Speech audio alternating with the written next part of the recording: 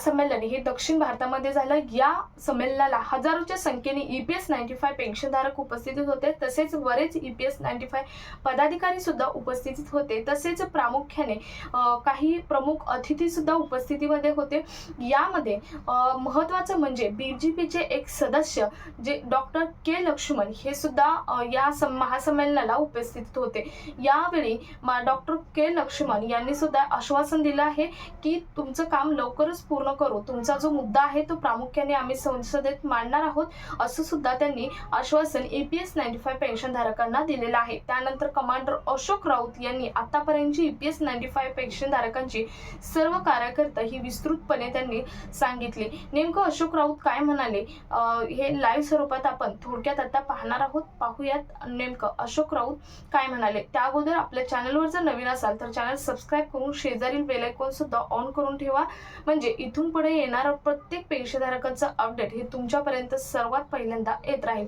तर नमस्कार, मी पूनम आणि तुम्ही पाहत आहात पुन्हा एक नवीन अपडेट। तर पाहूयात अशोक राऊत नेमकं महासंमेलनामध्ये काय म्हणाले ते। यहाँ आपको निश्चिंत करने के लिए आए हैं, कंफर्टेबल करने के लिए आए हैं कि आपकी जीत पक्की है। आप जीतोगे, 7,500 रुपया और महंगाई भत्ता आपको मिलेगा। और ये मिलाने के लिए हम कृत संकल्प है। आप इधर खड़ी रहिएगा।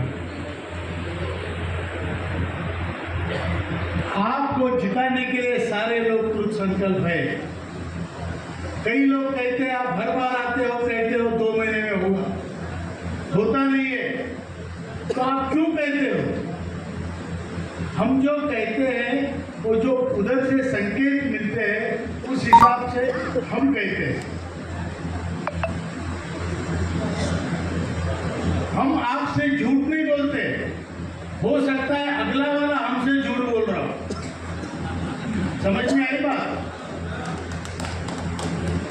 वो जो बोलते हैं चर्चा में जो विषय होते हैं वो विषय के अनुरूप हम आपको बोलते हैं कि हमारा काम जल्दी होने वाला है। अब अगले वाले ने नहीं किया तो आप उसको तो पूछने जाते नहीं, आप हमको पूछते हो, बराबर है। लेकिन ये बात सही है कि गवर्नमेंट आपको अच्छा देने की कोशिश कर रही है। मंत्री जी ने कहा है कि आपको जो आपकी मंशा हो उस तरह से हम देने की कोशिश कर रहे हैं, और साथ में ये प्रॉब्लम को हम हरदम के लिए खत्म करना चाहते हैं। अगर हम इंटरिम रिलीफ देंगे, 3,000 रुपये देंगे, फिर 2 साल बाद आप खड़े हो जाएंगे, ये कम है। इसलिए हम आपकी पेंशन में साल में 2 बार वृद्धि हो, इस प्रकार का विषय हम करने वाले हैं। ऊपर बात समझ में आ रही है? क्या करें, लाइट इतने ज्यादा है कि आप लोग मुझे दिखते ही नहीं। मुझे आपको ऐसे देखता हूं और मंत्री जी को भी ऐसे देखता हूं, ना आप दिखते हैं ना मंत्री दिखते, परेशान हो। मुझे राम मूर्ति जी ने, सॉरी सूर्य नारायण मूर्ति जी ने ये कुछ पॉइंट लिख के दिए। उनका कहना है कि लोगों के मन में ये शंका है, इसके बारे में आप बात करो। और मैं भी बात करता हूँ तो शायद यही बात करता, तो इसलिए मैं उनका पेपर जो उनके पॉइंट्स है वो देख रहा हूँ। उन्होंने कहा पार्लियामेंट्री कमेटी ने आपको बुलाया था, उसका रिपोर्ट हुआ, उसमें क्या हुआ? तो मैं कहना चाहता हूं कि parliamentary committee on standing committee on labour, parliamentary standing committee on labour ने हमें बुलाया था, हमारी विटनेसेस ली थी, पूरे मुद्दे लिखे थे। उसके बाद पार्लियामेंट्री कमेटी के चेयरमैन बदल गए, लेकिन सचिव वगैरह वही रहते हैं, विषय परमानेंट रहता है। तो उसका रिपोर्ट अभी गवर्नमेंट में सबमिट हुआ है। उन्होंने ये कहा है कि ये पेंशन तुरंत इसमें सुधार आना चाहिए और अच्छी सम्मानजनक पेंशन लोगों को मिलनी चाहिए। ये parliamentary committee, standing committee on labour का रिपोर्ट है जो हमारे पक्ष में क्या हुआ।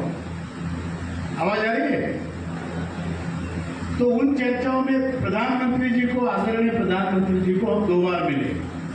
दोनों बार उन्होंने आधा घंटा हमको समय दिया और आधे घंटे के बाद उन्होंने ये कहा कि यह विषय बहुत महत्वपूर्ण है और सेंसिटिव है, बहुत संवेदनशील विषय है और इसमें जल्दी निर्णय होना चाहिए और मैं आपके साथ हूँ। मैं चाहता हूँ कि आपकी मांगे पूरी हो। दूसरी बार जब हम मिले तो मैंने बोला, सर आपने पिछली बार कहा था होना चाहिए, अभी तक हुआ नहीं है। तो उन्होंने मुझे ये, हम लोग थे, वीरेंद्र सिंह जी थे, हमें ये विषय समझाया कि ये डेमोक्रेसी है, मैं राजा नहीं हूँ। डेमोक्रेसी में कई कमेटियाँ होती है, समितियाँ होती है, ब्यूरोक्रेसी होती है, उन सबका समाधान होने के बाद फाइल मेरे पास आएगी तब मैं कुछ कर सकता हूँ। और उन्होंने ये भी कहा, डॉक्टर जितेंद्र सिंह जी जो उनके पीएम के राज्य मंत्री है, उन्होंने कहा इनके जो मुद्दे हैं लिख लीजिए और ये काम हमें करना है। यहाँ तक की सिंसियरिटी है, लेकिन हमारे भारत की ब्यूरोक्रेसी आप जानते हैं, ब्यूरोक्रेसी जानते हैं ना, आईएएस अधिकारी बाबू, बड़ा बाबू, छोटा बाबू और नन्ना बाबू, मुन्ना बाबू, जानते हैं ना बाबू? तो ये सारे बाबू मिलके खिचड़ी पकाते हैं। अंग्रेजों ने ट्रेनिंग दी हुई, ट्रेनिंग अभी तक आईएएस अधिकारियों को चल रही है। वो ट्रेनिंग में ये सिखाया जाता है कि किसी भी विषय को ना कैसे कहना। आपको मालूम है, एक किसी का अर्जी था, बाबू ने बोला तुम्हारा काम कर दूंगा, पैसे दे देना। वो बोला मैं पैसे दे दूंगा, काम कर दो। तो उन्होंने कहा पैसे नहीं मिले, नॉट अप्रूव्ड। ये बंदा घबरा गया, बोला सर ये पैसे ले लो लेकिन काम करो।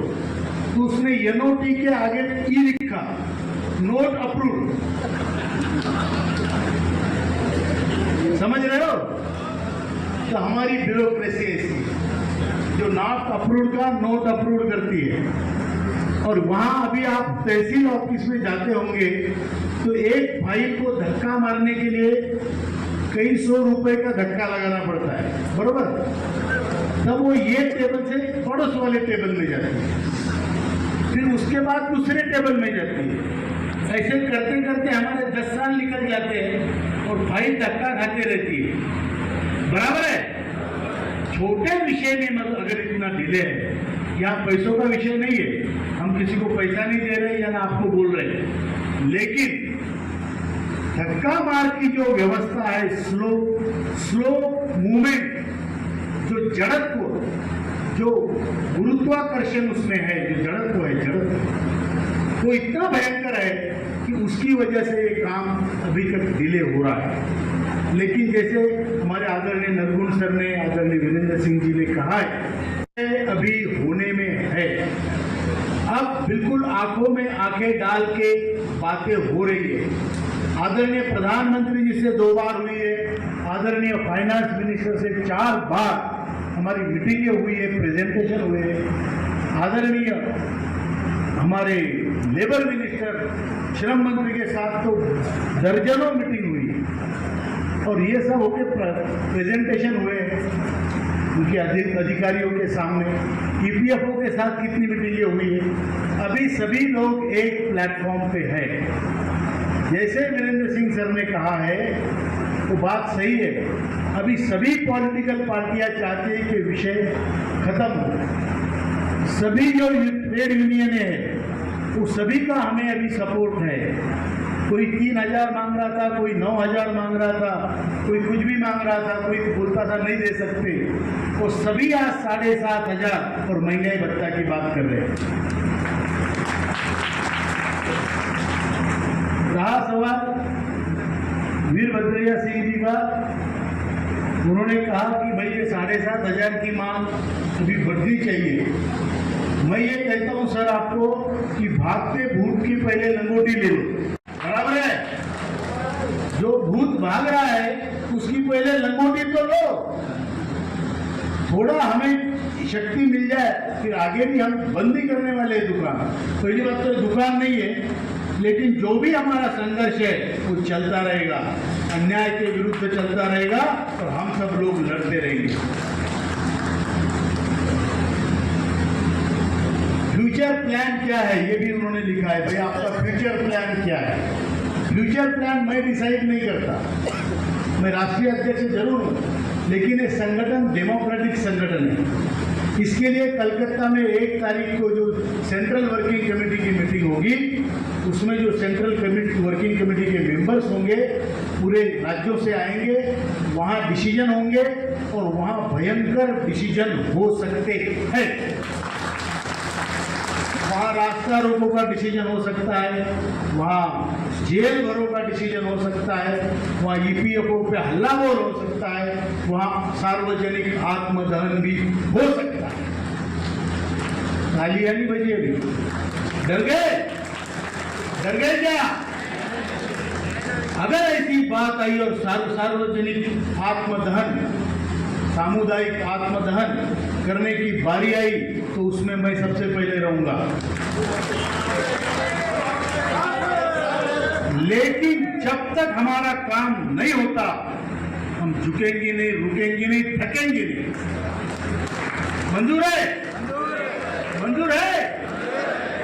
और इसी राह पे हमें चलना है। अगर जेल भरो होगा तो इनके जेल में जगह नहीं बचनी चाहिए, बराबर? अगर रास्ता रोको होगा तो जब तक हम वहां से नहीं उठेंगे, जब तक जबरदस्ती कोई हमें लेके नहीं जाए। पूरे हिंदुस्तान में होगा, तेलंगाना में होगा, होगा। ये किधर लोग हैं? इधर आवाज नहीं आ रही है।